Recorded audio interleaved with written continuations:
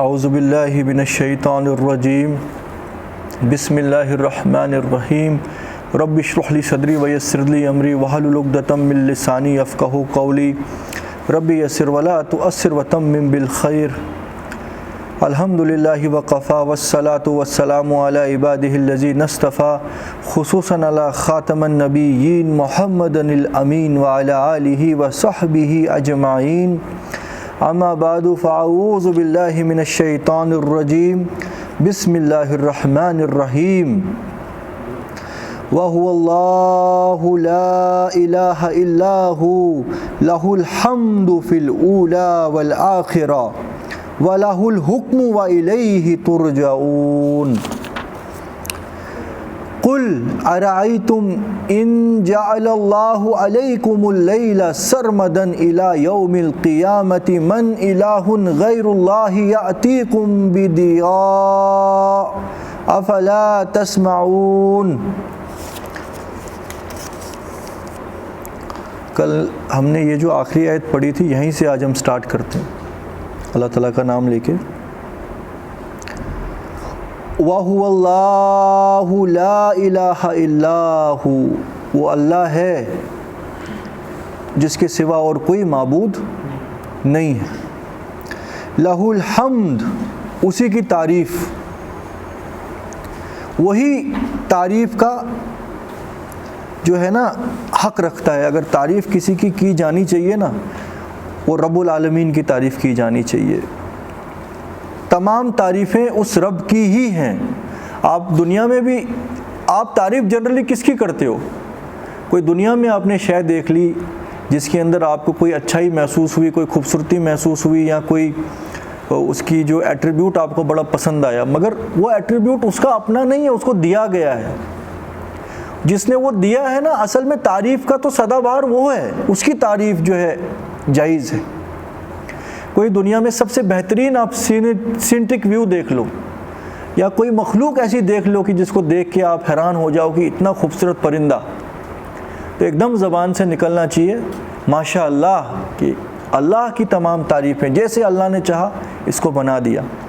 تو الٹیمیٹلی ساری چیز گھوم پھر کے جو ہے وہ کس کی طرف لوٹائی گئی؟ تعریف کی۔ تمام تعریفیں وہ اللہ ہے جس کے سوا اور کوئی معبود نہیں، اسی کی تعریف ہے۔ الحمد، اسی کی ثنا، اسی کی تعریف اور اسی کی بڑائی، اسی کا حق ہے کہ اس کی تعریف کی جائے۔ اگر واقعی کوئی تعریف کا حقدار ہے وہ بس اس رب کی ذات ہے، اور اسی کی تعریف ہے پہلو میں بھی اور بعد والوں میں بھی۔ یعنی کہ نہ تو پہلے کوئی ایسی شے تھی کہ جس کی تعریف اس سے بڑھ کر ہو سکتی تھی، اور نہ ہی کوئی آنے والی تا قیام قیامت کوئی شے یا اس کے بعد بھی ہو جس کی تعریف ہو سکتی ہے۔ اسی کی تعریف ہے، اسی کی بلندی ہے، پہلو میں بھی اور آنے والوں میں بھی۔ یعنی الٹیمیٹلی اللہ سبحانہ و تعالیٰ کو ہی جو ہے نا تعریف کا حق پہنچتا ہے، اسی کی تعریف کرنی چاہیے۔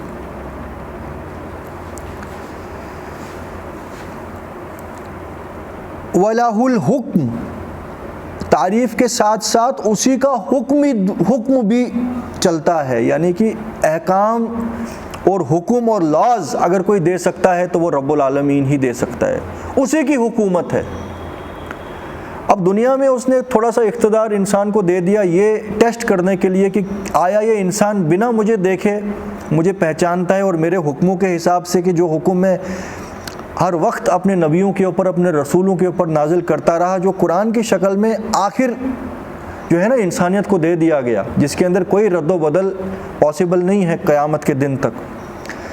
تو یہ تھوڑی سی اتھارٹی اللہ نے انسانوں کو دی تھی کہ کیا یہ اللہ کے حکموں کو نافذ کریں گے کہ جس طریقے سے اللہ کے حکم زمین و آسمان اور پوری کائنات میں نافذ ہیں۔ اس کی تھوڑی سی اتھارٹی انسان کو دی گئی۔ تو یہاں پہ بھی جو عقل مند انسان ہے اس کو پتہ ہونا چاہیے کہ حکم جو ہے وہ بس رب العالمین کا ہی چل سکتا ہے۔ ان الحکم الا للہ، حکم دینے کی اتھارٹی، لاز فریم کرنے کی اتھارٹی بس مالک کی ہے۔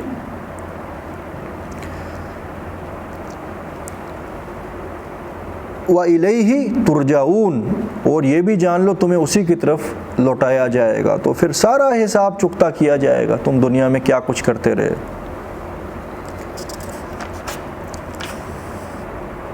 قل ارأیتم ان جعل اللہ علیکم اللیل سرمدا الی یوم القیامہ.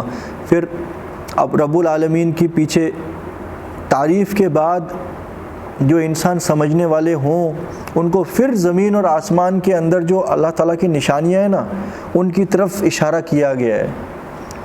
اے نبی ان سے کہہ دو کیا تم دیکھتے نہیں ہو کہ اللہ تعالیٰ نے ارأیتم ان جعل اللہ علیکم اللیل سرمدن، اللہ تعالیٰ نے یہ دن اور رات کا نظام تمہارے لیے بنایا ہے جو پرفیکشن کے ساتھ چلتا رہتا ہے. ہزاروں لاکھوں سالوں سے ایک گھنٹہ یا ایک گھنٹہ کے ایک سیکنڈ بھی چاند اور سورج اپنے وقت سے نہ تو پہلے آ گئے نہ بعد میں جا سکے. ہیومن ہسٹری ہے، دیکھ لو کبھی ایسا ہوا؟ جبکہ کتنے بڑے بڑے سیارے ہیں، یہ زمین سے 1.3 ملین ٹائم بڑا سن ہے، 13 لاکھ زمینوں کے برابر سورج ہے، اور وہ سورج اور وہ چاند وہ اپنے اپنے معیار میں گھوم رہے ہیں، اور اتنا بڑا یہ جو ہے کرہ زمین کا یہ بھی گھوم رہا ہے سیلیسٹیل باڈی. مگر آج تک کبھی ہسٹری میں نہیں ہوا کہ ایک سیکنڈ بھی رد و بدل ہوا ہو سورج اور چاند کے آنے اور جانے میں. یہ کتنا ضروری ہے انسان کی اور باقی مخلوقوں کی زندگی دنیا کے اندر اچھے انداز میں امن و امان کے ساتھ چلتی رہے. مگر ایک انسان جو اندھا گونگا اور بہرا بنا ہوا اللہ کے اس نظام کے اندر اللہ کی سلطنت کے اندر رہتا ہے، مگر کبھی اس کا دماغ اس طرف نہیں جاتا کہ یہ زمین اور آسمان کتنی پرفیکٹلی بنائے گئے ہیں. آپ ذرا یہ سوچئے نا، آپ کسی اسٹریٹ پہ چل رہے ہیں اور وہاں اسٹریٹ لائٹنگ لگی ہوئی ہے جو رات میں آن ہو جاتی ہے لائٹیں خود ہی. اس کو کوئی آن کرنے والا ہوتا ہے نا، اس کو کسی نے مینٹین کیا ہے نا، کسی نے گاڑا ہے نا اس پول کو، تب جا کے تو اندھیرا ہوتا ہی اسٹریٹ لائٹ چلتی ہے. تم جب چلو کوئی بچھو کوئی سانپ کوئی ایسی راستے میں رکاوٹ نہ آ جائے کہ تم کسی یہ جو نالے میں نہ گر جاؤ، وہ انسان اس پہ چلتا رہے اور کبھی سوچے بھی نہ یار اسٹریٹ لائٹنگ کیسے ہوئی. وہ اس کے سب کانشیس مائنڈ میں ہوتا ہے کہ یہ کسی نے لگائی ہے. مگر ایک چھوٹی سی شے ہے یہ اسٹریٹ لائٹ، اس کا تو سب کانشیس مائنڈ میں ہوتا ہے کہ کسی نے کیا ہے. یہ زمین اور آسمان کا اتنا پرسائز اور اتنا کمپلیکیٹڈ میکینزم خود کیسے ہوگا؟ اس طرف کیوں نہیں دماغ کبھی جاتا؟ تو اگر نہیں جاتا ہے، شیطان نے آنکھوں کے اوپر پٹیاں ڈال رکھی ہیں، تو اللہ تعالیٰ کی کتاب اس پٹیوں کو اتارنے کے لیے بھیجی گئی ہے. اللہ تعالیٰ فرما رہے ہیں قل ارأیتم، اے نبی ان سے کہہ دو کیا تم سوچتے نہیں ہو ان جعل اللہ علیکم اللیل سرمدا الی یوم القیامہ، اگر تمہارا رب رات کو تمہارے اوپر مسلط کر دے قیامت کے دن تک کے لیے، کہ دن آئے نہ، سورج ایک دن گیا اور غائب، اس کے بعد واپس ہی نہ آئے. ہو سکتا تھا نا. تم خالی گمان کر کے دیکھو اگر ایسا ہو جائے، اپنے دماغ کے حساب سے کیلکولیشن کرو کہ انسانیت کا کیا کچھ حال ہو جائے گا ایک ہی دن کے اندر. اگر ایک دن سورج نہ نکلے، ٹائپ کر کے دیکھنا کبھی گوگل کے اندر کہ ایک دن اگر سورج نہ نکلے، ہمیں تو محسوس ہوگا کہ کچھ خاص ہوگا نہیں، مگر پوری دنیا کا نظام دھرم برہم ہو جائے گا. چند ہی لمحوں میں سب فریز ہو جائے گا، سارا پانی سمندروں کا فریز ہو جائے گا، دریا فریز ہو جائیں گے، پانی کا سورس ختم ہو جائے گا. یہ جو پلانٹس ہیں، یہ جو فوٹو سنتھیسس کا پروسیس سارا ختم.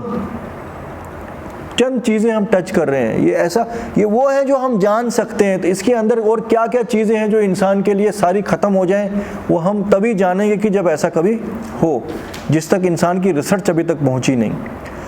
اور سب سے پہلے یہاں پہ تو بالکل وہ چیز اللہ تعالیٰ نے ٹچ کی ہوئی ہے کہ جو بالکل ایک انسان کو محسوس ہوتی ہے کہ اگر رات ہی رات رہے تو کہاں سے اپنا روزگار تلاش کرو گے، کھاؤ گے کیا، چلو گے کہاں؟ پہلے دن تو یہی ہوگا نا، اس کے بعد فریز ہونا شروع ہوگا. پہلے دن تو کشمکش یہی کرو گے کہ اب کہاں سے لاؤں، کہاں سے کھاؤں، کیا کام کروں، کیا نہیں کروں. سوچو ذرا تا قیامت اگر دن آ جائے، کیا ضرورت ہے سورج اور چاند ڈیوٹی پہ لگے ہوئے ہیں؟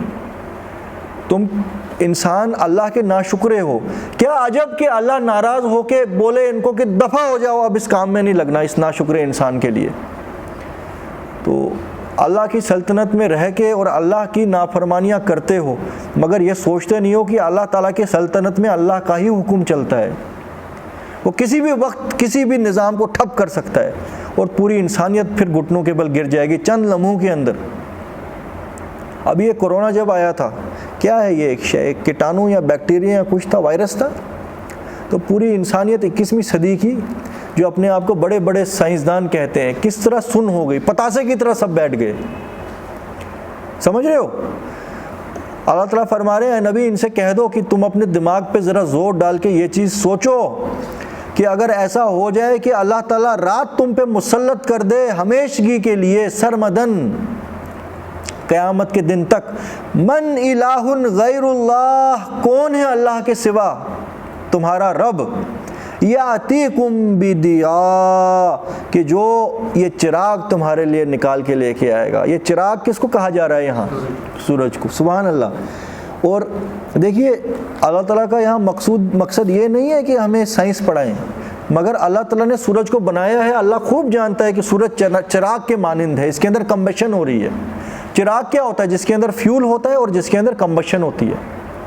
تو اللہ تعالیٰ قرآن میں چاند کو تو کہتے ہیں الگ جگہ پہ منیر، ریفلیکٹڈ لائٹ، مگر سورج کو ہمیشہ کہا گیا ہے سراج، چراغ، بھڑکتا ہوا شعلہ۔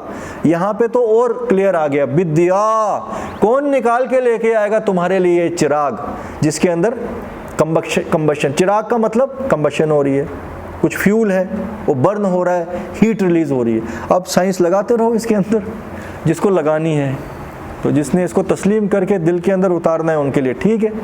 تو یہ رب العالمین کا کلام ہے، 1400 سال پہلے والوں کے لیے بھی نصیحت تھی، آنے والوں کے لیے بھی نصیحت ہے۔ تو آج ہم اب کمبشن جاتے ہیں، نیوکلیر فشن اور فیوژن کو جانتے ہیں، تو ہم لوگوں کے لیے تو زیادہ ڈیٹیلز ہیں اس کے اندر۔ افلا تسمعون، کیا ابھی بھی سنتے نہیں؟ اتنی بڑی بڑی تمہیں اللہ تعالیٰ کی طرف سے نشانیاں بیان کی جاتی ہیں، ابھی بھی تمہارے کان بہہ رہی ہیں۔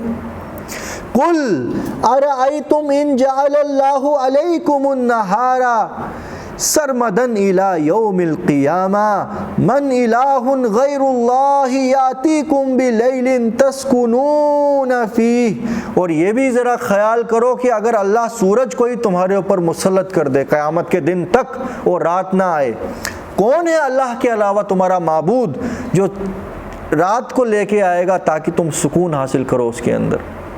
یہ رات اور دن جو بھی اسٹوڈنٹس ہیں یا پڑھنے والے ہیں یا کام کرنے والے بیچارے دیہڑی والے مزدور، ان کو اس چیز کا زیادہ احساس ہوگا کہ پورے دن مشقت کے بعد جب شام کو سورج بیچارہ غائب ہو جاتا ہے اور چاند آتا ہے ٹھنڈی روشنی کے ساتھ، تو کتنے آرام سے رات کو نیند ان کو پڑتی ہے۔ اور دن میں چاہے 45 ڈگری ہو گیا اور ٹمپریچر، جیسے ہی سورج غائب ہو گیا اس کے بعد ایک دم گرنا شروع ہوتا ہے اور فجر کے ٹائم تک بالکل کم ہو گیا ہوتا ہے۔ پھر شیطان بولتا ہے اب فجر آ گئی، اب ٹھنڈ پڑ گئی، اب سو جاؤ، اب جاگنے کی ضرورت نہیں ہے۔ مگر جو اللہ کا بندہ ہو وہ تو ایک دم اٹھے کہ پروردگار تو نے یہ ٹھنڈک نازل کی، تو ہو سکتا ہے نیکسٹ ٹائم نہ آئے، تو امیڈیٹلی سجدوں میں گر جائے وہ ان جنرل۔ مگر انسان اللہ کی نعمتوں کو انجوائے کرتے ہیں مگر کبھی ذہن رب العالمین کی طرف نہیں جاتا۔ تو ذرا آپ یہ سوچو کہ اگر سورج رہے، بڑی بڑی یہاں پہ سائنٹیفک باتیں ٹچ نہیں کی ہیں، خالی انیشلی بتایا ہے کہ سکون کیسے تم حاصل کرتے ہو۔ تھکا ہارا انسان رات کو جب اپنے بستر پہ پہنچتا ہے تو صبح تک ریفریش ہو گیا ہوتا ہے۔ کتنی بار یہ چیز ہم نے ڈسکس کی، اگر خدا نہ خواستہ ایک دن رات کو سونے کو نہ ملے اور اگر سورج ہی سورج ہوگا، ٹمپریچر کتنا رائز ہو جائے گا، چاروں طرف سے روشنی ہوگی اور کتنا ڈیفیکلٹ ہو جائے گا آرام حاصل کرنا انسان کو۔ گفائیں ڈھونڈنی ہیں، ان کے اندر گھسنا ہے جہاں پہ جو ہے ہیٹ پینیٹریٹ نہ کرے اور سورج کی روشنی نہ آئے۔ اگر خدا نہ خواستہ ایک دن انسان نہ سوئے، کوئی کسی بیمار کی کفالت کے لیے ہسپتال میں رہا ہو، دوسرے دن اس کا کیا حال ہوتا ہے؟ نیم پاگل ہو گیا ہوتا ہے وہ۔ اور اگر 2 دن خدا نہ خواستہ کہیں پھنس گیا ایسی جگہ کہ سونے کو نہیں ملے، تیسرے دن چاہے وہ بڑے سے بڑا فلاسفر ہو دنیا میں، 30 مار خان، ایسا ہوگا کہ جیسے ہے ہی نہیں وہ انسان، اس کو کچھ بولو اس کو کچھ سمجھ نہیں آئے گی کیا بولا، جیسے وہ سن ہو جائے گا۔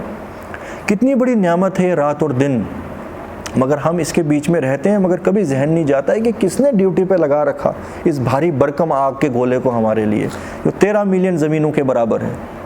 کبھی ایسا نہیں ہوتا ہے تھوڑا سا قریب آ جائے دنیا کے یا تھوڑا سا دور چلا جائے، ہو سکتا تھا نا یار، کیا بڑی بات تھی، مگر کیسے ہولڈ کر کے رکھا ہے، کوئی پلر نہیں ہے، کوئی سٹرنگ نہیں لگا ہوا ہے، مگر ایگزیکٹ اتنے ہی ڈسٹینس پہ ہے کہ جتنے ڈسٹینس پہ انسانی زندگی اور باقی دیگر مخلوق دنیا میں فلورش کر پائیں۔ اگر 1 سینٹی میٹر بھی سورج نزدیک آ جائے تو پڑھ لینا کیا حال ہوگا۔ اگر 1 سینٹی میٹر دور ہو جائے تو کیا حال ہو جائے گا، پڑھ لینا آپ۔ اور پھر یہ نظام اللہ تعالیٰ کے سورج اور چاند، اور اس کے بعد وہ ٹائیڈل موومنٹس، اور اس کے بعد سورج کی ریز، اس کے بعد اس کی جو زمین میں فوٹو سنتھیسس جس کی وجہ سے غلہ اگتا ہے، سورج کی وجہ سے ہی بادل بنتے ہیں اور اس سے پھر بارش برستی ہے، سارا نظام اللہ تعالیٰ کا جو ہے کس پرفیکشن کے ساتھ بنایا گیا ہے۔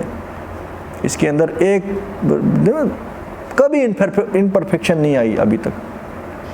قیامت کے دن آئے گی پھر کمپلیٹ امپرفیکشن اس کے اندر، وہ اللہ کا ہی حکم ہوگا کہ وہ جمع الشمس والقمر، سورج اور چاند کو لپیٹ لیا جائے گا کہ جیسے ایگزام ہو گیا لائٹ بند کر دو، اب ایگزامینیشن ہال کی وقت ختم، لکھنے کا ٹائم ختم، تو لہٰذا پانی ختم، بجلی ختم، لائٹ بند، تالا لگاؤ، ختم۔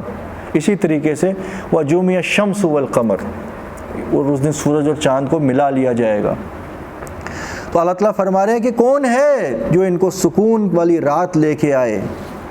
میں تھوڑی سی چیزیں بیان کر سکتا ہوں، باقی آپ خود ہی سمجھیے کہ کیا کیا اشارے اس کے اندر ہیں۔ اپنے دماغ کو استعمال کرنا چاہیے ہر انسان کو۔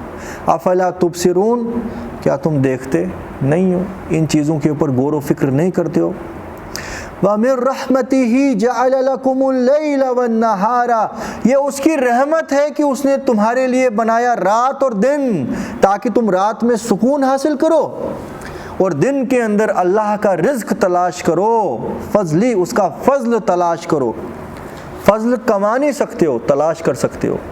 کس ٹوکری کے نیچے تمہارے لیے رزق رکھا ہے، ٹوکری اٹھاؤ اور تمہارے لیے اللہ تعالیٰ نے رزق رکھا۔ کریٹ نہیں کر سکتے ہو تم رزق، تم خالی تلاش کر سکتے ہو اپنے رب کا۔ کیونکہ ایک کسان بھی زمین کے اندر جب بیج ڈالتا ہے نا، اس بیج کے زمین سے پھوٹنے میں زمین اور آسمان کے سینکڑوں فینامیناز کام کر رہے ہوتے ہیں۔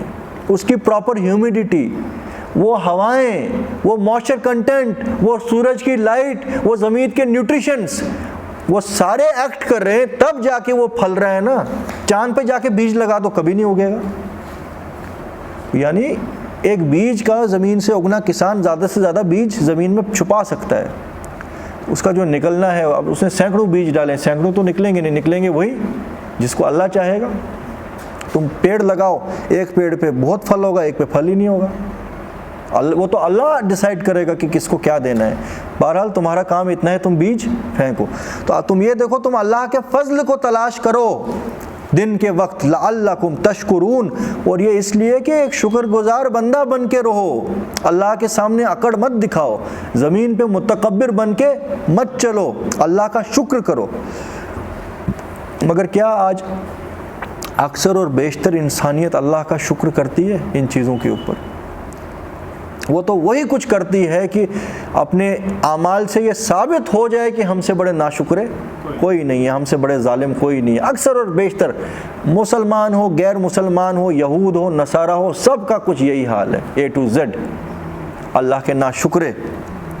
وَيَوْمَ يُنَادِيهِمْ فَيَقُولُ أَيْنَ شُرَكَائِيَ الَّذِينَ كُنْتُمْ تَزْعَمُونَ، اور قیامت کے دن اللہ تعالیٰ پکارے گا، اللہ تعالیٰ فرمائے گا ان لوگوں کو کہ جنہوں نے اللہ کا کسی اور کو مد مقابل ٹھہرایا ہوا تھا، اور کہے گا کہ کہاں ہے وہ میرے شریک جن کو تم میرا مد مقابل دنیا میں ٹھہرایا کرتے تھے۔ بہت کمپریہنسو آیت ہے یہ۔ اس میں دنیا کے اقتدار والے لیڈروں سے شروع کر کے یہ جو مولوی اور مولے اور پیر اور فقیر اور بہت لوگوں نے نبی اور انبیاء کو بھی اللہ کا مد مقابل ٹھہرایا ہے کہ فلاں فلاں فلاں بچوا لے گا،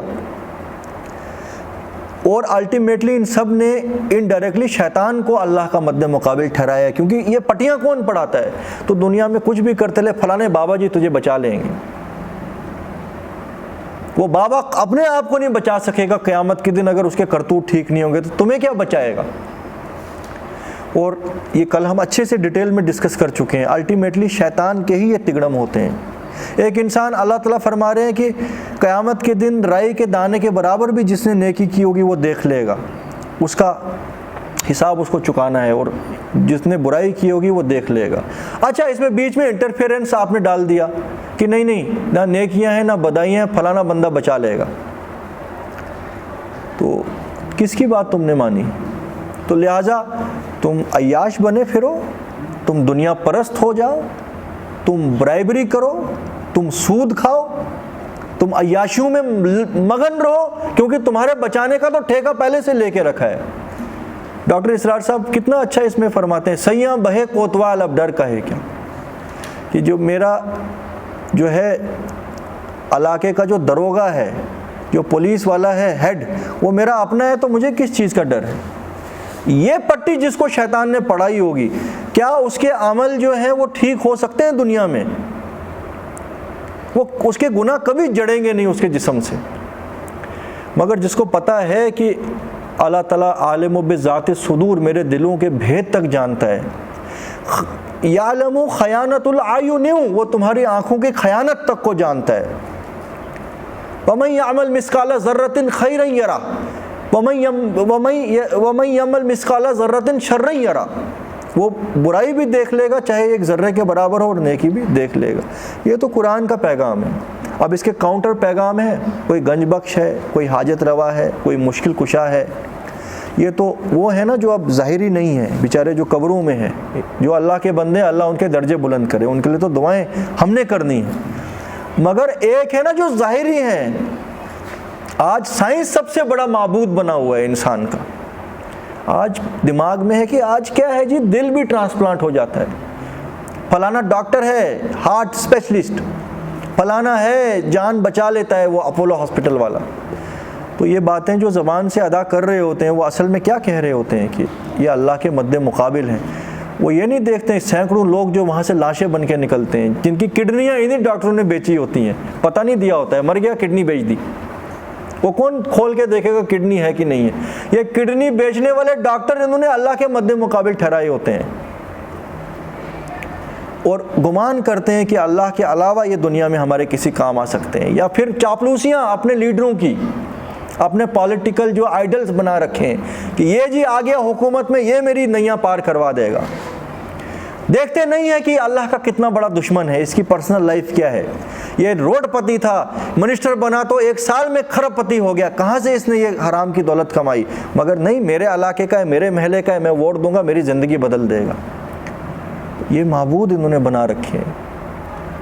اور پھر وہ کہتا تھا کوئی بات نہیں، جس طرح میں جی رہا ہوں تم بھی جیو، یہی اصل زندگی ہے۔ اس سے پہلے تو وہاں کچھ ہونا نہیں ہے، اگر ہوگا بھی تو میں تجھے بچا لوں گا، اگر کچھ ہوگا سب سے پہلے تو مجھے ہوگا، تو اگر مجھے کوئی پرواہ نہیں ہے، میں عیاشیوں میں دھت ہوں، تو تمہیں کیا پرواہ ہے؟ میں آپ کو سارے وہ چیزیں بتانے کی کوشش کر رہا ہوں نا جن تگڑموں میں شیطان پھنساتا ہے انسان کو، ٹھیک ہے؟ ان کو ہم اپنے اپنے دماغوں میں انالائز کرنے کی کوشش کریں کہ کس کس طریقے سے شیطان ایک انسان کو بہکاتا ہے۔ تو مگر وہاں پہ بس یہی کچھ ہوگا، شیطان نے یہ بھی بات پٹی پڑھائی تھی نا آخرت نہیں ہونی ہے، تو تم نے کس کی بات مان لی؟ شیطان کی۔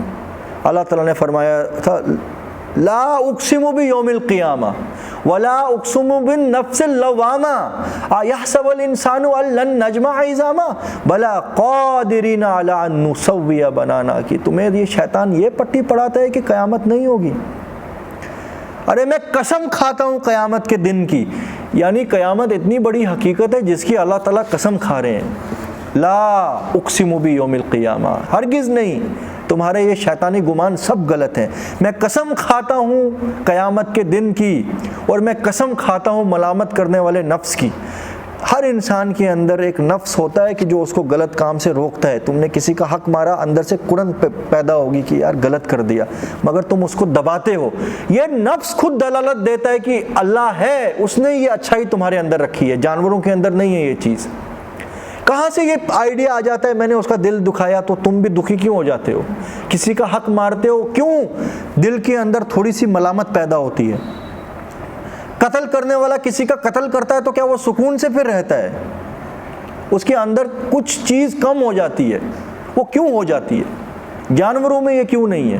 تو اللہ تعالیٰ فرماتے ہیں جس طریقے سے یہ ملامت کرنے والا نفس اس چیز پہ دلالت ہے نا، اللہ نے فجورہا و تقواہا تمہارے دل میں رکھا ہے، اسی طرح قیامت کا وہ دن بھی آ کے رہے گا۔ اس ملامت والے نفس کا کیسے تم انکار کرتے ہو؟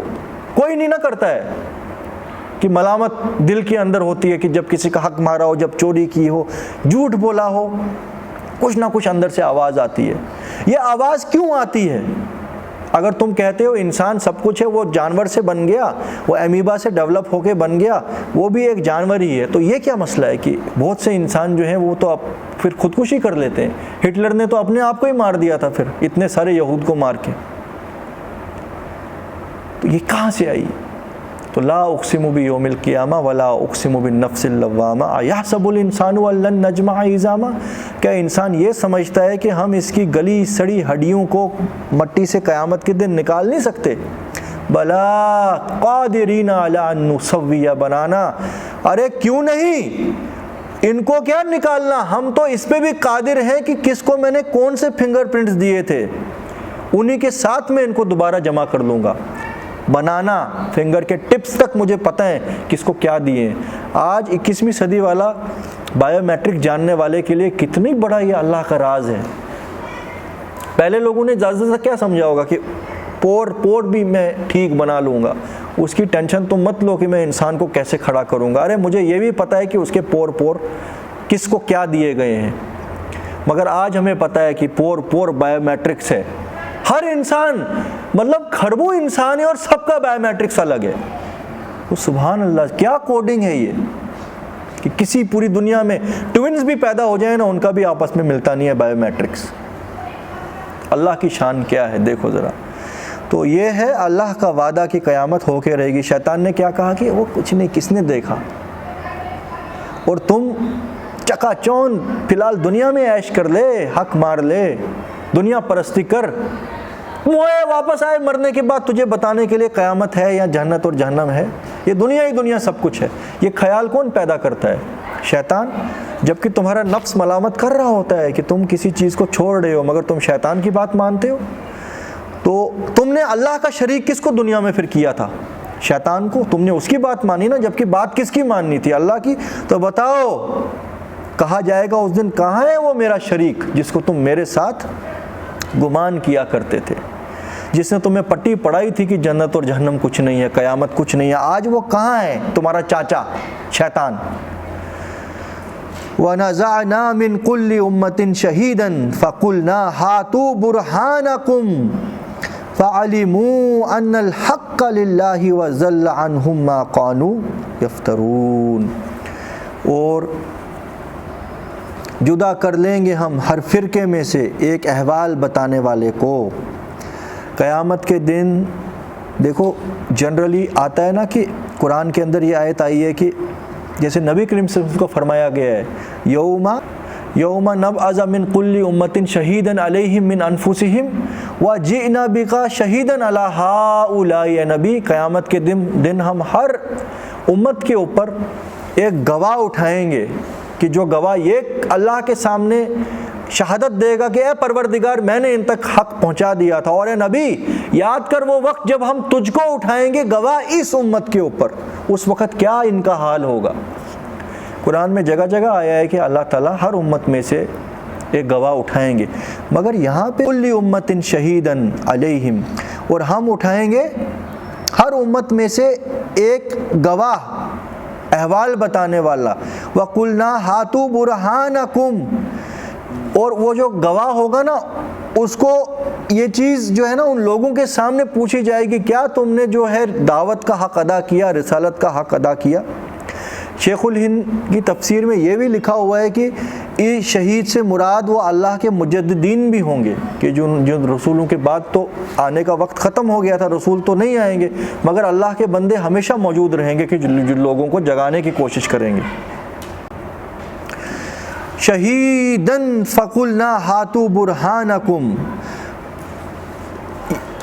غالباً اسی آیت کی طرف یہاں بھی اشارہ ہے۔ وہی احوال ہے کہ ہر امت میں سے ایک رسول، ایک شہادت دینے والا، یا وہ بندہ جس نے اپنے بس چلتے نیک نیتی سے لوگوں کو سچائی کی طرف بلانے کی کوشش کی ہوگی، اور پھر اس کو پوچھیں گے کہ لوگوں نے تجھے کیا ریسپانس دیا، تیرا ساتھ دیا کہ نہیں دیا، کہ وہ اپنے دندوں میں مست تھے۔ وَقُلْنَا هَاتُوا بُرْهَانَكُمْ، اور پھر کہا جائے گا ان لوگوں کو جنہوں نے اللہ کے رسول کا ساتھ نہیں دیا ہوگا، اور ان لوگوں کو جنہوں نے اللہ کے ساتھ دوسرے مد مقابل ٹھہرائے ہوئے ہوں گے، ان کو کہا جائے گا کہ لے کے آؤ اپنی دلیل، کہ کس دلیل کی بنیاد پر تم نے رسول کا ساتھ نہ دیا اور کس پروف کی بنیاد پر تم نے شیطانوں کا ساتھ دیا۔ فَعَلِمُوا أَنَّ الْحَقَّ لِلَّهِ، اور وہ جان لیں گے اس وقت کی اللہ کی طرف سے جو حق کی بات تھی وہی سچی تھی اور وہ صادر ہو کے رہی۔ وَضَلَّ عَنْهُمْ مَا كَانُوا يَفْتَرُونَ، اور ان سے گم ہو جائیں گے وہ سارے جھوٹ جو انہوں نے دنیا میں گڑے ہوئے تھے، کوئی ایکسکیوز وہاں چلنے والا نہیں ہے، سب کچھ ان سے دور کر دیا جائے گا۔ یہ ایک ہی آیت ہے، اس کے اندر بہت ڈیٹیلز آ گئی، آپ نے نوٹ کیا ہوگا۔ وَنَزَعْنَا مِن كُلِّ أُمَّةٍ شَهِيدًا، ہم ہر امت میں سے گواہ اٹھا لیں گے، اور وہ گواہی کیا دے گا وہ قرآن میں دوسری جگہ ہے۔ اس سے پوچھا جائے گا کہ تو نے پہنچا دیا تھا تو لوگوں نے تجھے کیا ریسپانس دیا، نمبر 1، اور جنہوں نے اس کا کاؤنٹر کیا ہوگا حق کا، ان کو کہا جائے گا کہ کس بنیاد پر تم نے کاؤنٹر کیا تھا، کوئی دلیل تھی تمہارے پاس، کوئی پروف تھا آسمانی کتاب کا؟ تم تو سرے سے آسمانی کتابوں کو مانتے ہی نہیں تھے، تو لہٰذا تم نے کسی پروف یا کسی حکمت کی بنیاد پر یہ کچھ نہیں کیا تھا، تم نے یہ اپنی شہوت پرستی کی بنیاد پر کیا تھا، وہ جو ہم نے پیچھے پڑھا کہ اصل میں یہ اپنی خواہشات نفس کے غلام ہیں۔ ان کو کیا لینا دینا اللہ کا حکم کیا اور رسول کیا فرماتے تھے، ان کو اپنی شہوت اور خواہشات کے پیچھے چلنا ہے۔ تو ایسے لوگوں کی تم کیا گواہی دے سکتے ہو؟ قرآن میں دوسری جگہ یہ آیا نا، افرأیت من اتخذ الہہ ہواہ، اے نبی کیا تو نے کبھی ایسے کافر کو دیکھا ہے؟ ایسے کافر کو تو جانتا ہے جو بت کے آگے جھکتا ہے، مگر کیا تو نے ایسے کافر کو دیکھا ہے کہ جس نے اپنی خواہشات نفس کو خدا بنا رکھا ہے، جو اس کی نفس کہتی ہے وہ اس پہ ہی چلتا ہے؟ یعنی انسان جس کا حکم مانے ایکچولی میں وہ اسی کو خدا مانتا ہے۔ خدا کا مطلب کیا ہے؟ حکم جس کا مانا جائے۔ اگر تم اپنے نفس کا حکم مان رہے ہو ایکچولی میں تم اپنے نفس کے مرید ہو۔ آگے فرمایا نبی ایسے انسان کی تو کیا وکالت کر سکتا ہے؟ اس کا جو کفر ہے وہ تو اس کے رب کے اور تیرے بیچ میں، تو بھی نہیں جانتا ہے کہ وہ کس کا غلام تھا۔ تو نے تو ظاہری طور پر دیکھا کہ اس نے سجدہ کیا، نماز پڑھی، زکوٰۃ دی، مگر ایکچولی میں وہ کس کا غلام تھا؟ وہ اللہ کا غلام نہیں تھا، وہ اپنی نفس کا غلام تھا۔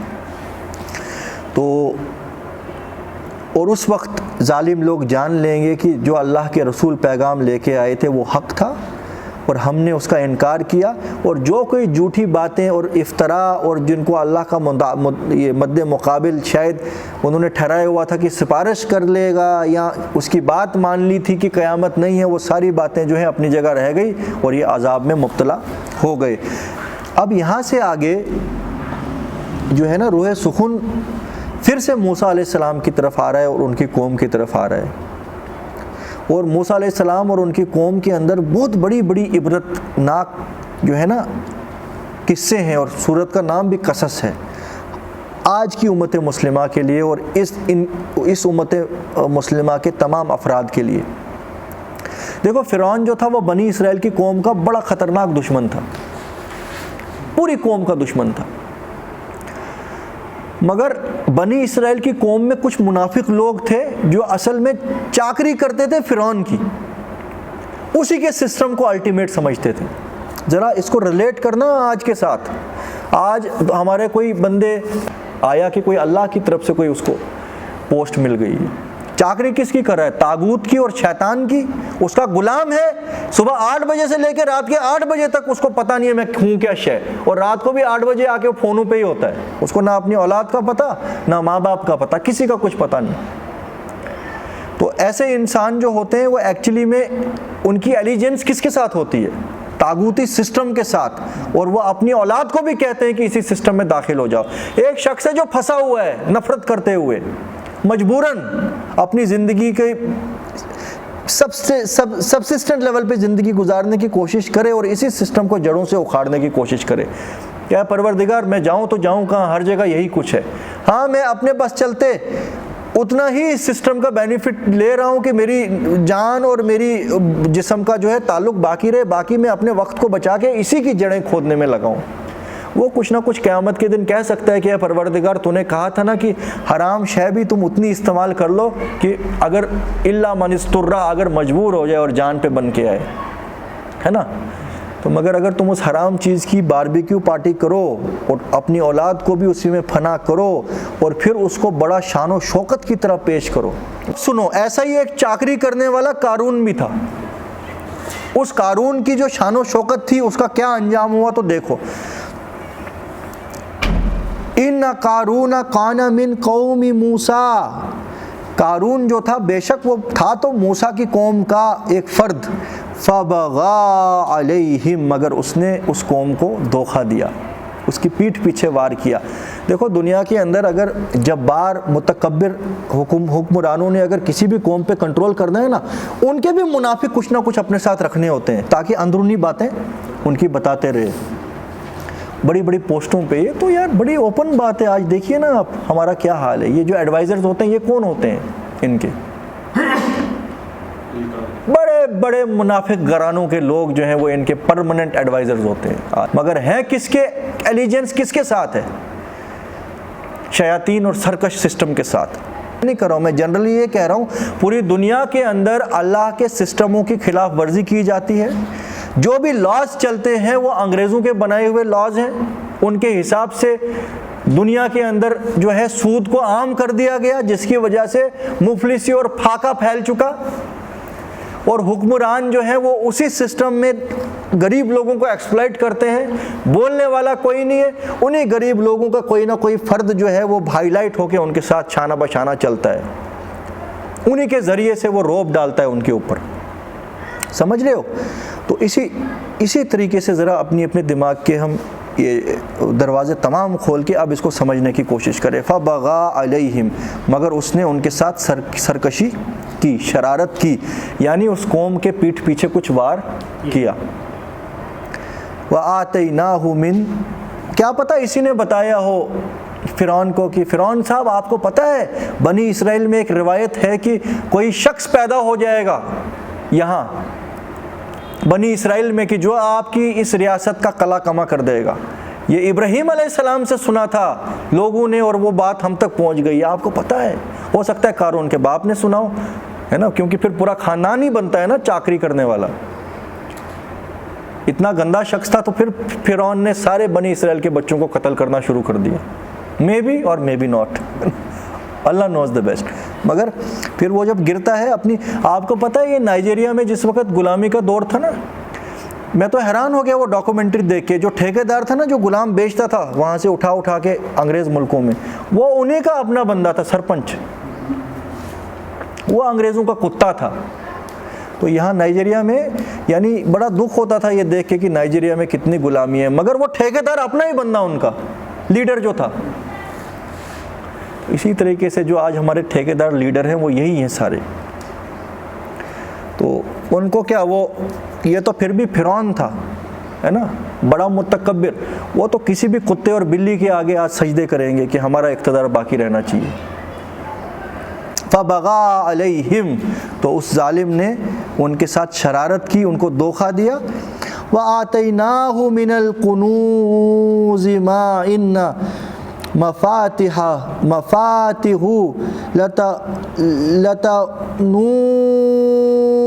بِالْعُصْبَةِ أُولِي الْقُوَّةِ، اور اللہ تعالیٰ فرما رہے ہیں ہم نے قارون کو دنیا میں اتنا مال اور اتنا خزانہ، دیکھو پھر بھی یہاں پہ بات آ رہی ہے کہ چاکری تو اس نے فرعون کی تھی مگر دیا ہم نے تھا رزق، یعنی الٹیمیٹلی رزق اور جو بھی ہے وہ فرعون کی چاکری کر کے بھی فرعون تمہیں کچھ نہیں دے سکتا، وہ تو اللہ ہی تمہارے لیے کوئی رزق کا دریا کھول دے، پھر تبھی ہم دیکھتے ہیں نا پوری زندگی جوتیاں پھٹکارتے پھرتے ہیں سسٹم کے پیچھے، پھر بھی حاصل کچھ نہیں ہے۔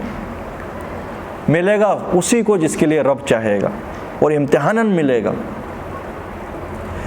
تو اللہ تعالیٰ فرما رہے ہونا کیا چاہیے تھا، پھر فرعون نے اس کو ڈھیر سارا تنخواہیں دی۔ تو وَآتَيْنَاهُ، اللہ تعالیٰ فرما رہے ہم نے عطا کیا اس کو اتنا خزانہ جس کی خالی چابیاں، جو اس کے لاکرز تھے نا خزانے کی، اگر خالی ان کی چابیاں اٹھانی تھی ان کے لیے بڑی بڑی جو ہے نا طاقتور غلام ہونے چاہیے، وہ پھر چابیاں اٹھا سکتے تھے۔ اس ٹائم غالباً تالے بڑے بڑے ہوتے ہوں گے، سمجھ رہے ہو، کیونکہ وہ چھوٹے والے تالے نہیں ہوں گے۔ اور یہاں سے یہ پتہ لگتا ہے کہ اس کو کتنا دولت دنیا میں دے دی تھی، اور اتنے بڑے ناشکرے آدمی کو اتنی دولت، یعنی دولت کی کوئی حیثیت نہیں ہے۔ قرآن میں دوسری جگہ سورۃ الزخرف میں کیا آتا ہے؟ زخرف کا مطلب ہوتا ہے سونا، خزانہ، کہ اگر دنیا کے اندر دنیا کا نظام دھرم برہم ہونے کا اندیشہ نہ ہوتا اور سارے انسان ایک جیسے ہونے کا اندیشہ نہ ہوتا تو میں اپنے نافرمانوں کو اتنی دولت دیتا کہ ان کی کھڑکی اور دروازے اور سیڑھیاں سب سونے کی ہوتی۔ کیا سمجھ آئی؟ دنیا میں اللہ تعالیٰ نے کسی کو کم دیا، کسی کو زیادہ دیا۔ اگر بیمار نہیں ہوگا تو دوائی کون خریدے گا؟ اگر دوائی نہیں ہوگی تو بیمار کیا کھائے گا؟ مزدور نہیں ہوگا تو گھر کون بنائے گا؟ پیسے والا نہیں ہوگا تو مزدور کو کون پیسے دے گا؟ یہ نظام ہے ایک دنیا کا ٹیمپریری۔ جان نکل گئی تو مزدور بھی قبر میں تو سرمایہ دار بھی قبر میں ہی۔ کیا اینڈ میں فرق کچھ ہی نہیں رکھا ہے نا، پیدا بھی اسی طریقے سے ہوا، مرے گا بھی۔ کوئی ہیرے جواہرات لگا کے تو پیدا ہوتا نہیں ہے، اسی طریقے سے پیدا ہوتا ہے جیسے، اور مرتا بھی اسی طریقے سے۔ کفن جاتا ہے ایک ساتھ، وہ بھی کہاں وہاں ساتھ جاتا ہے، خالی قبر میں ہی ہوتا ہے وہ۔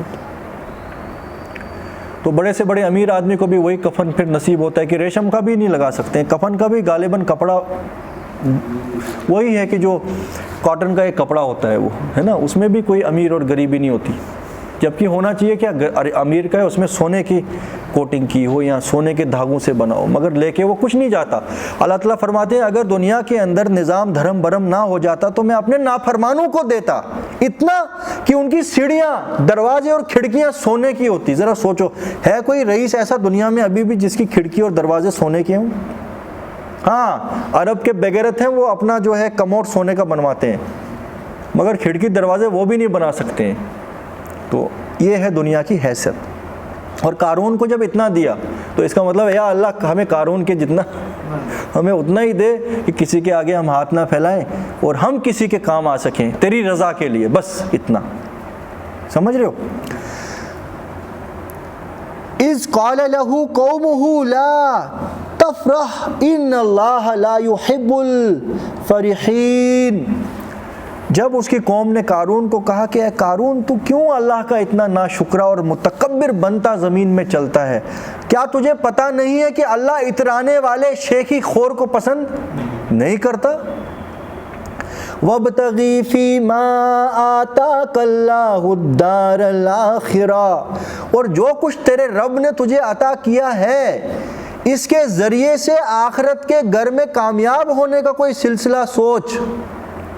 وَلَا تَنْسَ نَصِيبَكَ مِنَ الدُّنْيَا، اور دنیا میں جو تیری ذمہ داریاں ہیں ان کو بھی بھول مت، یعنی کہ یہ جو مال تجھے دیا ہے، اب اللہ نے تیرے اوپر بہت بڑا امتحان مسلط کر دیا کہ بہت سے ایسے لوگ ہیں جن کے پاس نہیں ہے وہ کچھ تیرے پاس ہے، تو ان تک پہنچ اور خود بھی حلال ذریعے سے استعمال کر، فضول خرچی نہ کر، دکھلاوا نہ کر، تکبر نہ کر۔ وَأَحْسِن، اور احسان کر لوگوں پہ، كَمَا أَحْسَنَ اللَّهُ، جس طرح اللہ نے تجھ پہ احسان کیا کہ تجھے دنیا میں مفلس نہیں بنایا۔ وَلَا تَبْغِ الْفَسَادَ فِي الْأَرْضِ، اور زمین کے اوپر فساد برپا کرنے کا ذریعہ مت بن۔ ان اللہ لا يحب المفسدین، کیوں؟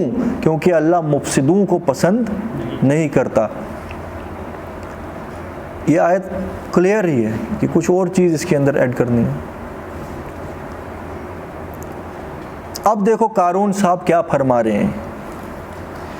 جی میں نے تو ایگزام پاس کیا تھا اپنا دماغ لگا کے، میں نے 10 سال محنت کی، اس کے بعد میں نے ایگزام پاس کیا، پھر میں فرعون کی ایڈمنسٹریشن میں گیا، تو لہٰذا یہ تو میری محنت ہے، تم کیا مجھے کہتے ہو کہ جو میں نے اپنا خون پسینہ جلا کے لگایا ہے یہ تو اللہ کے راستے میں صرف کر، اور اللہ نے نہیں دیا ہے، یہ میری کیپیسٹی اور میری محنت تھی۔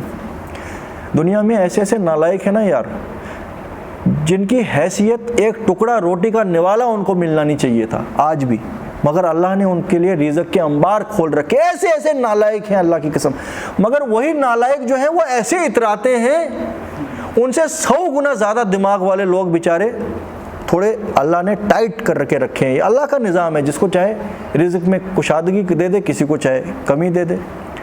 وہ اترانے لگے جیسے ہم نے ہی بڑا کمال کیا, مگر اگر دیکھا جائے نا کیپیسٹیز کے حساب سے, ذہنی صلاحیت کے حساب سے, ان کی دہلے کی حیثیت نہیں ہوتی, ایک مزدور اس سے بہتر ہے. مگر اب یہ مقدر تھا, اللہ نے دیا تھا.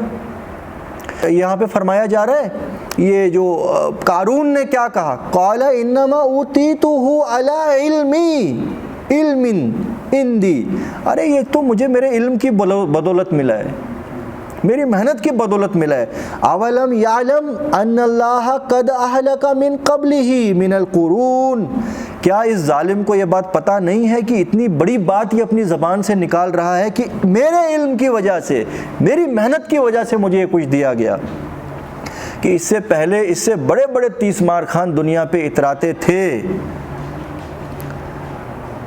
من ہوا اشد منہ قوتا و اکثر جمعا, اور ان کو اللہ نے اس سے زیادہ قوت بھی دی تھی جو اس کو دی, اور اس سے زیادہ مال بھی دیا تھا جو اس کو دیا تھا. پھر ان کا انجام کیا ہوا کہ جب اللہ کی پکڑ آئی, ولا یسأل عن ذنوبہم المجرمون, اور ظالموں سے قیامت کے دن کوئی ان کے جرموں کے بارے میں جو ہے نا آرگیومنٹ نہیں کیا جائے گا کہ جناب میں نے اس لیے یہ کیا کیونکہ یہ ہو گیا تھا, کچھ نہیں, فل سٹاپ. آج اپنی لچکدار زبان یہاں مت چلاؤ, جو کچھ کرنا تھا تم نے دنیا میں کر گزرے ہو. تو جو شخص یہ کہنے لگ جائے کہ بھائی جو کچھ میرے پاس ہے یہ میری اپنی محنت, اور کہتے ہیں یار یہ بڑی کامن بات ہے آج دنیا کے اندر, اور خاص کر جو زیرو ہو نا ان کو اللہ کچھ دے دے تو تھوڑا سا ان کو کچھ مل جائے نا, وہ پکڑ میں ہی نہیں آتے ہیں, وہ سوچتے ہیں ہم پتہ نہیں کیا ہیں. آپ سوچو اللہ کو ایسے لوگوں پہ کتنا غضب آتا ہے کہ اللہ تعالیٰ فرما رہا ہے کیا اس لعین کو یہ بات پتہ نہیں ہے کہ اس سے پہلے اس سے بڑے بڑے متکبر لوگ دنیا میں گزر چکے. نمرود کی مثال ہے, اور بڑے بڑے شیاطین گزر چکے جن کی حیثیت کچھ نہیں تھی. قوم عاد اور سمود کے بھی تو بڑے بڑے لیڈرز تھے. قوم عاد اور سمود کو تو اللہ تعالیٰ نے جسمانی قوتیں ایسی دی تھی کہ پہاڑوں کو تراشتے تھے وہ, جو باقی قوموں کو نہیں دی تھی, فزیک. تو ان کا کیا کچھ انجام ہوا, تو ظالموں کو ان کے گناہوں کے بارے میں کوئی چیز وہاں پوچھی نہیں جائے گی. فخرج علی قومہ فی زینتی, اور پھر کیا کرتا تھا یہ شخص, خود بھی عیاشیاں کرتا تھا اور اپنی عیاشیوں کی ایڈورٹائزمنٹ بھی کرتا تھا. ایک دن بڑی شان و شوکت کے ساتھ نا اپنے, اس کو کیا کہتے ہیں وہ آگے اور پیچھے جو چلتی ہیں گاڑیاں, پروٹوکول, اپنے بڑے شو آف والے ریڈ کارپٹ پروٹوکول پہ چل رہا ہے. یہ اپنی قوم کو بیچ کے فرعون کے ہاتھ سوچ رہا ہے میں نے بڑے جھنڈے گاڑ لیے, عیاشیاں کر لی پروٹوکول کے حساب سے. ایسے لوگوں کو سمجھ بھی نہیں آتی ہیں کہ ہم کیا کر رہے ہیں, تو یہ اپنے حساب سے اپنے ہی نشے میں مست تھا. ایک دن نکلا لوگوں کے بیچ اپنی تمام شان و شوکت کی ایڈورٹیزمنٹ کرتے ہوئے. قال الذین یریدون الحیات الدنیا, تو بنی اسرائیل میں بھی اکثر لوگ ایسے ہی تھے کہ جو دنیا کی زندگی کو ہی ترجیح دیتے تھے. کہنے لگے وہ جن کے دل میں دنیا کی زندگی کی محبت ہی گر کر گئی تھی, یا لیت لنا مثل ما اوتی قارون, ہائے ہائے کیا نصیب ہے اس قارون کے, کاش ہمیں بھی وہی کچھ دیا گیا ہوتا کہ جو قارون کو دیا گیا. جیسے آج ہمارے لاپ ٹپکتی ہے بہت سے لوگوں کو, ان کو قارون کو دیکھ کے کیا نکلتے, ان کو ایک چھوٹا سا سلسلہ دیکھ کے بھی لاپ ٹپک جاتی ہوگی. یہ تو قارون کا لشکر تھا. انہو لذو حظ عظیم, ارے یہ تو بڑے نصیبے والا ہے, بڑی قسمت والا ہے. وقال الذین اوتوا العلم ویلکم, مگر ایسے لوگ بھی تو بنی اسرائیل میں موجود تھے نا, بڑے کم تھے کہ جو واقعی اللہ کے بندے تھے, اللہ کے محبوب بندے. اور سبحان اللہ یہاں پہ ایک بہت امپورٹنٹ بات کلیئر ہو جاتی ہے. ہم قرآن میں جگہ جگہ پڑھتے ہیں نا اوت العلم, کون سے لوگ ہیں, اوت العلم کیا ہوتا ہے, جن کو علم دیا گیا. کیا وہ رٹافیکیشن والا علم ہوتا ہے کہ اللہ نے ان کے دل کے اندر اپنی معرفت کا علم ڈال دیا ہوتا ہے؟ سورۃ العنکبوت میں ہم پڑھیں گے کہ بل ہوا کتاب فی صدور الناس اوت العلم, کہ یہ کتاب جو ہے یہ کوئی انوکھی شے نہیں ہے, یہ ان کے دلوں میں پہلے سے موجود ہے جن کو علم دیا گیا. یہ علم دیا گیا کیا مطلب ہے؟ کیا ان کو یہ یاد تھا قرآن کی؟ اس کا مفہوم ان کے دل میں ہوتا ہے. قال الذین اوتوا العلم ویلکم ثواب اللہ خیر لمن آمن وعمل صالحا. کہنے لگے وہ کہ جن کو علم دیا گیا تھا، جن کے دل میں اللہ کی معرفت واقعی موجود تھی، کہ وہ بیوقوفو، ہائے ہو تم پر، کیا دنیا کی چکا چوند پہ تم فدا ہو گئے. ویلکم، ارے تم جانتے ہو نا کہ ثواب اللہ خیر، جو اللہ کے پاس تمہارا اجر ہے وہ ہے اصل میں بہتر. وہ کن کے لیے ہے؟ جو سچے دل سے ایمان لائے اور نیک عمل کریں. تو تم کہاں اس قارون کی لکشری کو دیکھ کے فدا ہو گئے؟ ویلکم، ہائے ہے تم پر، اف تم پر، کیسی باتیں کر رہے ہو. یعنی اوت العلم کون ہوئے؟ جن کے دل میں حقیقت جذب ہو گئی ہو، جن کو یہ پتہ لگ جائے کہ دنیا کی زندگی کچھ نہیں ہے، اصل میں وہ آخرت کی کامیابی ہے جس کی کوئی ویلیو ہے. یہی ہو گئے اوت العلم. تو یعنی قرآن ان لوگوں کے دلوں میں پہلے سے اس کا جو ہے نا بریف موجود ہے جن کو علم دیا گیا. اسی لیے جب اس طرح کا انسان، کوئی ان پڑھ دیہاتی ان پڑھ ہو، وہ بھی قرآن کی آیت سنے نا، ایک دم رونگٹے اس کے کھڑے ہو جاتے ہیں اور ایک دم تصدیق کرتا ہے کہ سبحان اللہ. وہ یہ نہیں بولے گا کون سی تفسیر ہے، کون سی حدیث ہے، بل ہوا آیات فی صدور الناس اوت العلم. مگر پھر قارون کے دل میں یہ نہیں تھا. اوت العلم والوں کے دلوں کے اندر، جو واقعی پاک اور صاف، اپنے دل کے اوپر دنیا پرستی کی میل نہ لگنے دیں. آج تو بڑی بڑی میلیں ہیں، فرقہ پرستی، مفاد پرستی، میٹریلزم، دنیا پرستی، شہوت پرستی. یہ میلیں جن کے اندر نہیں ہیں، قرآن ان کے لیے سمجھنا کوئی پی ایچ ڈی کرنے کے برابر نہیں ہے. بہت بولتے ہیں نا، بہت مشکل ہے. اور یہ جو بولتے ہیں جس طریقے سے ایم بی بی ایس کیا میڈیکل کالج میں جانا پڑے گا، انجینئرنگ کی تو انجینئرنگ کالج میں جانا پڑے گا، قرآن پڑھنا ہے تو ہمارے فرقے کے مدرسے میں آنا پڑے گا، ان کی بات بالکل نفی ہو جاتی ہے اس بات سے کہ اوت العلم، ارے یہ وہ چیز نہیں ہے. چلو ایم بی بی ایس تمہاری گٹی میں نہیں پڑا ہوا ہے، قرآن تو تمہاری روح کے اندر اس کی بیسز ہیں.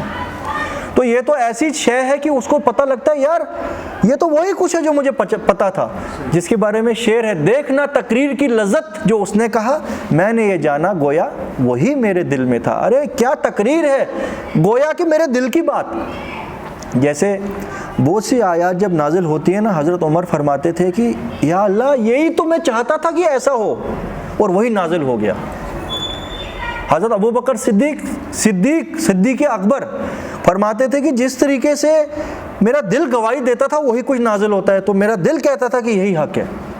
تو ان کی کہاں یہ ساری تھیوریاں چلی گئی. پہلے صرف و نحل پڑھو، اس کے بعد عربی گرامر پڑھو، اس کے بعد پوری کی پوری گردانیں یاد کرو، اس کے بعد تمہیں پتہ لگے گا. پھر بھی سوکھے ہیں، پھر بھی چھوٹی سی آیت نہیں سمجھ پا رہے ہیں کہ اے نبی، جن لوگوں نے اس دین کو فرقے میں توڑ دیا تمہارا ان سے کوئی لین دین نہیں ہے. یہ وہ لوگ ہیں جو قیامت کے دن کال منہ کر کے کھڑے کیے جائیں گے اور ان سے کہا جائے گا نعمت ہدایت کے بعد، اس قرآن کے بعد کون سی کسر باقی رہ گئی تھی کہ تم نے اس دین کو ٹکڑے ٹکڑے کر دیا. اتنی سی آیت ہے یہ 50 سال لگا کے مدرسوں میں مفتی کا کورس کر کے بھی سمجھ نہیں آ رہی ہے. اپنے فرقے اپنی جوتیاں سیدھی کر رہے ہیں. تو نہیں، ان کے لیے اوت العلم نہیں کہا جائے گا. یہ ان پڑھ بھی ہو نا، دیہاتی، مگر دل پاک ہو اس کا، وہ قرآن جب سنے گا وہ نہیں بولے گا کس حدیث کے حساب سے تفسیر ہوئی ہے، یہ ترجمہ کس نے لکھا ہے. اس کا دل گواہی دے گا کہ یہ بات سچ ہے. تو وَلَا يُلَقَّاهَا إِلَّا الصَّابِرُونَ، مگر اس درجے تک نہیں پہنچ سکتے مگر وہ کہ جو نہایتی صبر کرنے والے ہیں. یعنی اپنے آپ کو روک رکھنے والے، صبر کرنے والے، اللہ کے وعدوں پہ بھروسہ کرنے والے، 2 ٹکے پہ بکنے والے نہیں، ہر حال میں رک جانے والے، اللہ کے حکموں کے آگے سرنڈر کرنے والے، اور ہر طریقے کی شیطانی کی چکا چوند باتوں سے اپنے ایمان کو بچا کے صبر کرنے والے، وہ لوگ اس درجے تک پہنچ سکتے ہیں. سبحان اللہ و بحمدہ، سبحان اللہ العظیم. اللہم صلی علی سیدنا محمد وعلی آل سیدنا محمد کما صلیت علی ابراہیم وعلی آل ابراہیم انک حمید مجید. اللہم آنس وحشتی فی قبر، اللہم ارحمنی بالقرآن العظیم واجعلہ لی اماما و نورا و ہدی و رحمہ، اللہم ذکرنی منہ ما نسیت. وعلمنی منہ ما جہلت وارزقنی تلاوتہ آناء اللیل وآناء النہار واجعلہ لی حجۃ یا رب العالمین، آمین یا رب العالمین۔